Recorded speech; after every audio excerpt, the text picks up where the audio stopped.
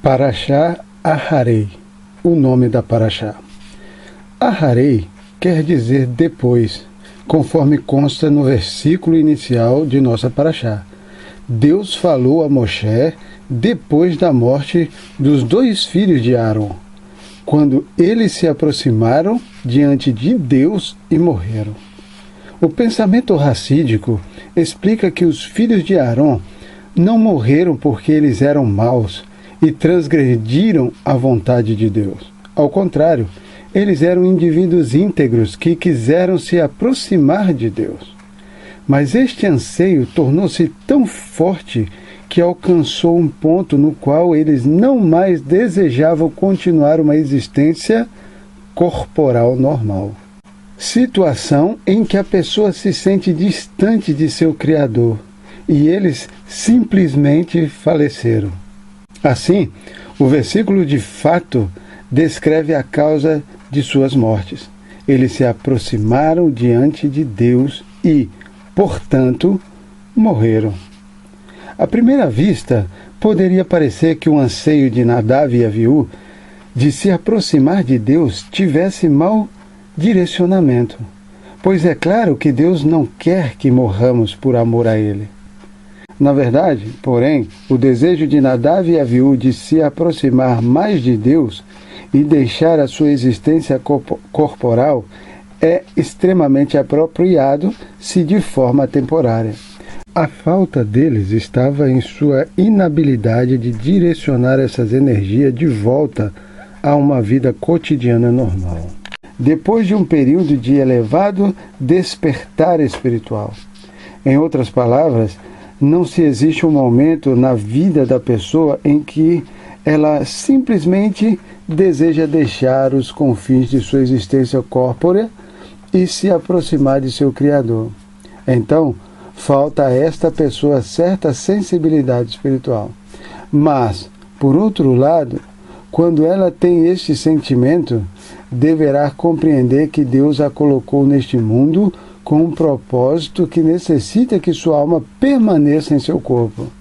A oscilação harmoniosa dessas duas emoções opostas são, assim, o sinal de uma espiritualidade saudável, tal como a batida rítmica do coração é um sinal de bem-estar físico. Assim, a intensa espiritualidade de Nadav e Aviú era, de fato, uma coisa boa da qual todos nós devemos aprender. O fato de eles terem falhado em canalizar o seu amor por Deus com os pés na terra foi realmente um erro. Mas isso não significa que nós não possamos aprender de suas qualidades positivas. E é precisamente por isso que a Parashá é chamada de Aharei, depois. Pois Nadav e Aviú foram os primeiros indivíduos registrados na Torá a demonstrar um intenso anseio espiritual, o qual deixou um novo precedente para todo o povo judeu acerca dos níveis de ligação emocional com Deus, que podem ser alcançados.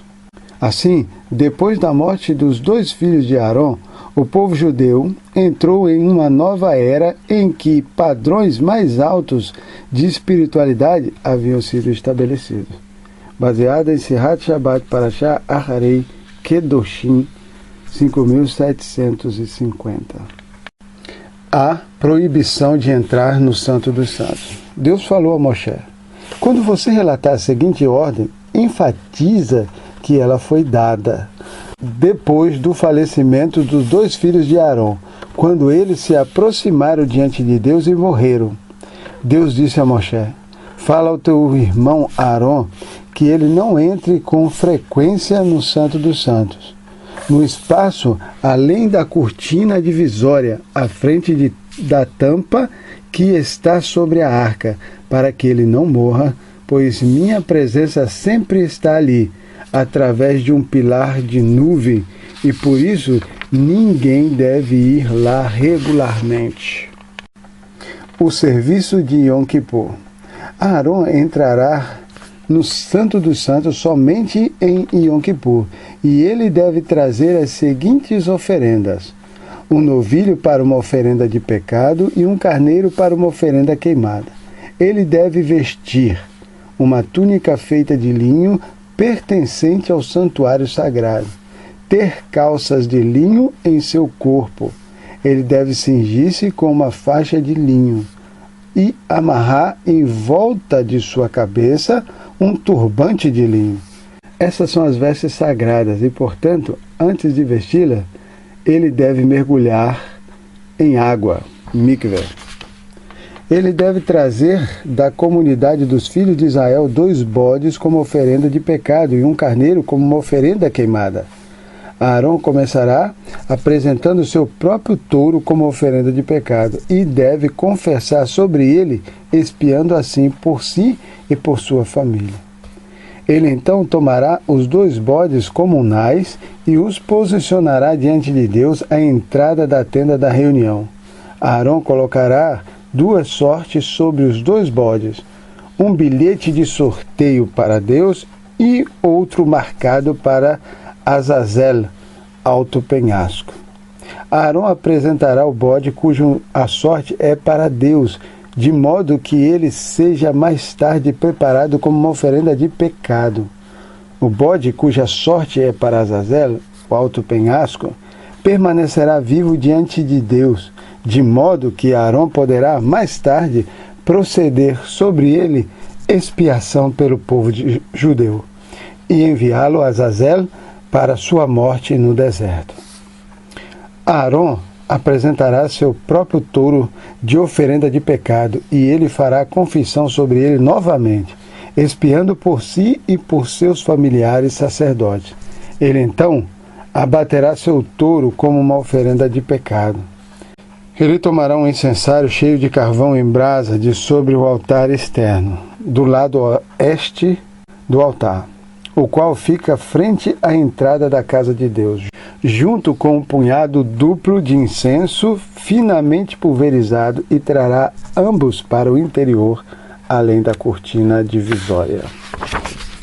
Ali, diante de Deus, ele colocará o incenso sobre o fogo, de modo que a fumaça do incenso cubra a tampa da arca sobre as tábuas do testemunho. Ele deve fazer tudo precisamente e então ele não morrerá. Ele pegará parte do sangue do touro e o aspergirá com seu dedo indicador uma vez acima do topo da tampa da arca, que está virada para o leste. Ele então aspergirá um pouco de sangue com seu dedo indicador 7 vezes na direção da parte inferior da tampa da arca.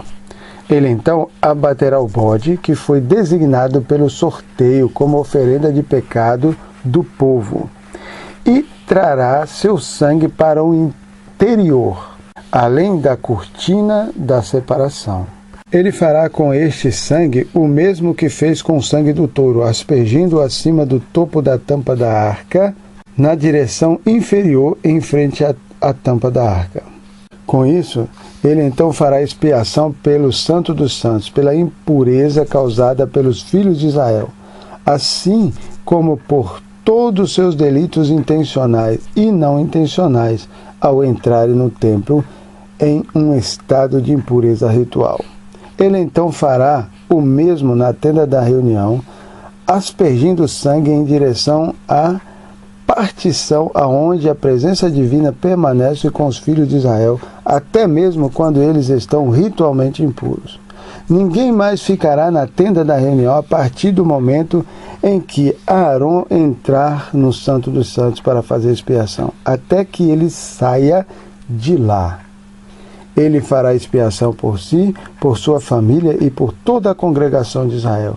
Ele então sairá desta parte da tenda da reunião, onde ele aspergiu sangue para o altar de ouro que está diante de Deus, em outra parte da tenda da reunião, e fará expiação sobre este. Ele fará isso pegando parte dos sangues do touro e do bode e colocará a mistura com os seus dedos por toda a volta das protuberâncias do altar. Ele aspergirá o sangue sobre o topo do altar 7 vezes com seu dedo indicador. Através disso, ele o purificará e o santificará de qualquer impureza por parte dos filhos de Israel, para uso futuro. Quando ele assim terminar de fazer a expiação do Santo dos Santos na tenda da reunião e sobre o altar de ouro, ele aproximará o bode vivo. Arão apoiará ambas as mãos sobre a cabeça do bode vivo e confessará todos os pecados dos filhos de Israel sobre o bode, todos os pecados deles, intencionais e não intencionais. Ele assim colocará os pecados sobre a cabeça do bode e o enviará para o deserto com um homem especialmente designado. O bode então carregará sobre si todos os pecados para uma área desolada e ele o enviará para o deserto. As instruções contidas no próximo versículo são executadas na prática depois do versículo 28. Arão então despirá suas vestes sacerdotais douradas, emergirá em um mikve, lavará suas mãos e pés, vestirá suas vestes de linho e entrará na tenda da reunião. Ele removerá a concha usada para trazer incenso dentro do Santo dos Santos e o incensário. Ele tirará as vestes de linho usadas quando ele entrou no Santo dos Santos, e ele as deixará ali para nunca mais usá-las. Antes de fazer o acima mencionado, ele mergulhará seu corpo em mikve, água, no pátio sagrado do templo, no telhado da casa de Parvá, e vestirá suas vestes sacerdotais douradas. Ele então sairá e oferecerá sua própria oferenda queimada carneiro e a oferenda queimada carneiro do povo, expiando assim por si e pelo povo. Ele queimará as gorduras da oferenda de pecado sobre o altar externo. Aquele que enviou o cabrito para Azazel mergulhará sua roupa e o corpo em mikve, na água. Somente então ele poderá entrar no acampamento. O touro e o cabrito apresentados como oferendas de pecado, cujo sangue foi trazido para o Santo dos Santos para fazer expiação, serão levados para fora do acampamento. Ali, sua pele, carne e vísceras serão queimadas no fogo. A pessoa que queimou isto mergulhará sua roupa e corpo em um mikve de água e só então poderá voltar para o acampamento. Yom Kippur será um estatuto eterno para vocês. A cada ano, no 10º dia do 7º mês, vocês devem se afligir e não fazer nenhum trabalho. Isto é válido para ambos, o natural e o convertido que vive entre vocês. Isto porque nesse dia Deus expiará por vocês, para purificá-los. Você será limpo de todos os seus pecados diante de Deus. É um Shabaton de descanso para vocês, e no qual vocês devem se afligir. Este é um estatuto eterno. Somente o sumo sacerdote que foi ungido, ou alguém que foi consagrado para servir no lugar de seu pai como sumo sacerdote, fará esta expiação. Somente ele vestirá as vestes sagradas de linho branco. Somente ele fará expiação no Santo dos Santos, na tenda da reunião e sobre o altar. Somente ele expiará pelo sacerdote e pelas pessoas da comunidade. Isso será para vocês um estatuto eterno, de modo que os filhos de Israel ganharão expiação por todos os seus pecados uma vez por ano. No Yom Kippur seguinte, Arão fez como Deus ordenou a Moshe, na ordem correta. A proibição de oferecer sacrifício fora do templo. Deus falou a Moshe dizendo: fale a Arão e seus filhos e a todos os filhos de Israel, que o seguinte é literalmente o que Deus ordenou. Se algum membro da casa de Israel abate um novilho, cordeiro ou um bode que tenha sido santificado como uma oferenda no acampamento, mas no pátio do templo ou fora do acampamento, e não o traz para a tenda da reunião para ser oferecido como um sacrifício a Deus diante do seu santuário, esta pessoa é considerada um assassino, como alguém que derramou sangue humano. Similarmente, se ela aspergiu sangue sacrificado fora do templo, ela será punida como se tivesse derramado sangue humano e será extirpada dentre seu povo. Esta advertência é para que os filhos de Israel tomem os sacrifícios que eles costumam abater nos campos e os tragam para Deus, para a entrada da tenda da reunião, onde serão dados aos sacerdotes e abatidos como ofertas de paz a Deus. O sacerdote então despejará o sangue sobre o altar de Deus à entrada da tenda da reunião e queimará as gorduras como um aroma agradável a Deus. Os filhos de Israel então não mais abaterão seus sacrifícios aos demônios, aos quais costumavam seguir. Esta será uma lei eterna para eles por todas as gerações. Também dize-lhes: qualquer pessoa, seja da casa de Israel ou dos convertidos que se uniram a eles, que oferecer uma oferenda queimada ou uma oferenda de paz e não a traz para a entrada da tenda da reunião para ser queimada a Deus, essa pessoa será extirpada do seu povo. Ela morrerá prematuramente e seus filhos morrerão. Leis pertinentes a comer e cobrir sangue. Se qualquer pessoa, seja da casa de Israel ou dos convertidos que se uniram a eles, comer qualquer sangue, eu dirigirei minha atenção, deixando todos os meus afazeres, e lidarei com a pessoa que comeu sangue, e a extirparei dentre seu povo. Porque a alma da carne de toda criatura depende de seu sangue. E foi por isso que eu designei que ele fosse colocado sobre o altar para expiar pelas almas de vocês. É o sangue de um animal que expia por uma alma humana. E, portanto, eu disse aos filhos de Israel que nenhum pai de vocês permita que seus filhos comam sangue. O convertido que vive entre vocês igualmente não comerá sangue. Se algum homem, seja da casa de Israel ou um convertido que tenha se unido a eles, caçar ou encontrar algum animal selvagem ou ave de uma espécie kosher que possa ser comido e derramar seu sangue, ele deve cobrir o sangue com terra. Tudo isso porque a alma de toda criatura viva depende de seu sangue.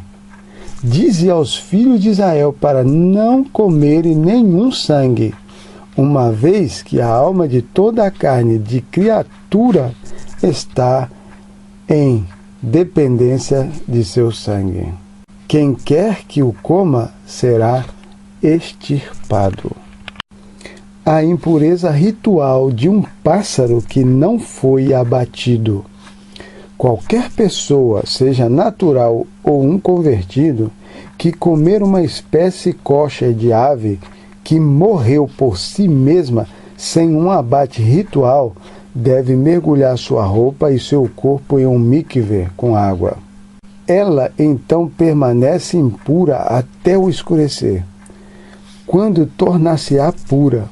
Mas se a pessoa apenas tocar em tal ave, ela não ficará ritualmente impura. A carcaça de uma ave que não foi abatida somente transmite impureza ritual se for comida, no caso de se tratar de uma espécie kosher, a qual é suscetível de ser declarada trefá. Se uma pessoa tornar-se ritualmente impura desta maneira, mas não imerge suas roupas ou seu corpo em um mikve, e então come de um sacrifício ou entra no templo, ela carregará as consequências de seu pecado. Leis de relações proibidas. Deus falou a Moisés dizendo: fale aos filhos de Israel, eu sou Deus, seu Deus. Não sigam os modos do Egito onde vocês uma vez viveram, nem de Canaã, para onde eu estou trazendo vocês, pois essas duas nações são as mais depravadas de todas. Não sigam quaisquer de seus costumes. Sigam sempre as minhas leis racionais e sejam cuidadosos para guardarem meus decretos suprarracionais e que não refletem a sabedoria secular. Eu sou Deus, seu Deus. Sigam meus decretos suprarracionais e leis racionais, uma vez que é somente guardando-os que uma pessoa pode viver no mundo vindouro, pois eu sou Deus que é fiel em recompensar. Nenhum homem ou mulher se aproximará de um parente próximo para descobrir sua nudez e coabitar com ele. Eu sou Deus, que é fiel em recompensar. Não descubra a nudez da esposa de seu pai ou de sua mãe, se ela não é a esposa de seu pai. Como ela é sua mãe, você não deve descobrir a nudez dela. Não descubra a nudez da esposa de seu pai, mesmo após a morte dele, uma vez que é a nudez da esposa de seu pai. Não descubra a nudez de sua irmã, mesmo se ela é filha somente de seu pai ou sua mãe. Seja ela legítima ou ilegítima, você não deve descobrir a nudez dela. Não descubra a nudez da filha de seu filho ou da filha de sua filha, que nasceu de um relacionamento proibido, uma vez que isso é como sua própria nudez. Não descubra a nudez de uma filha da mulher judia de seu pai, que deu à luz para seu pai. Ela é sua irmã e você não deve descobrir a nudez dela. Não descubra a nudez da irmã de seu pai, porque ela é parenta consanguínea de seu pai. Não descubra a nudez da irmã de sua mãe, porque ela é parenta consanguínea de sua mãe. Não descubra a nudez do irmão de seu pai, tendo contato com sua esposa, porque ela é sua tia. Não descubra a nudez de sua nora. Ela é mulher de seu filho. Você não deve descobrir a nudez dela. Não descubra a nudez da mulher de seu irmão, uma vez que é a nudez de seu irmão. Não descubra a nudez de uma mulher com quem você é casado e sua filha.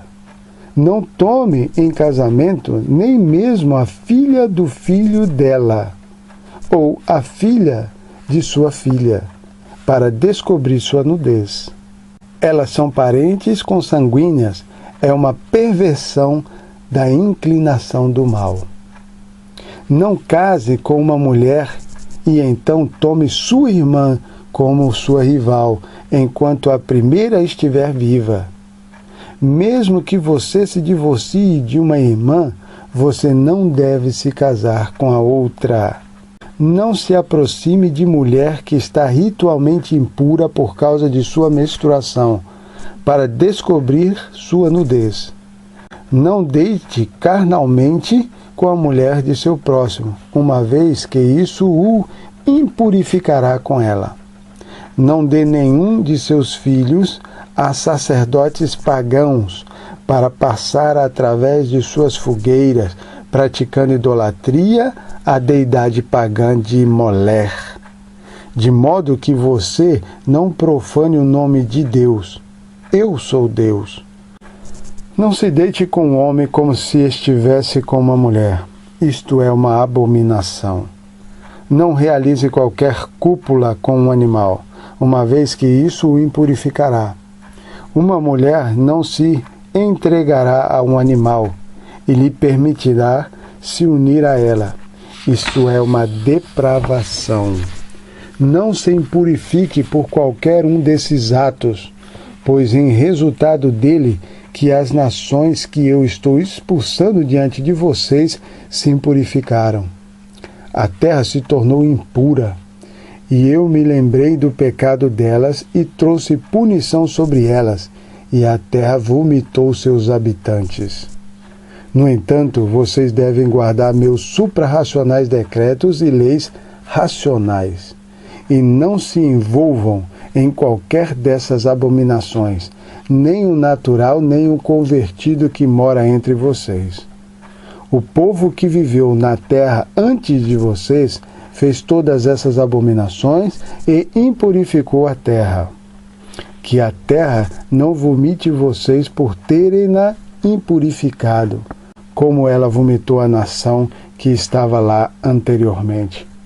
Assim, sempre que alguém fizer qualquer dessas abominações, todas as pessoas envolvidas, tanto homem quanto mulher, serão extirpados do meio do seu povo. As cortes irão fazer cumprir minhas restrições, que não sigam qualquer dos costumes abomináveis que foram praticados antes de vocês chegarem, de modo que vocês não sejam impurificados por eles. Se vocês seguem minhas leis, então eu sou Deus, vosso Deus. Aqui termina a Parashá Aharei.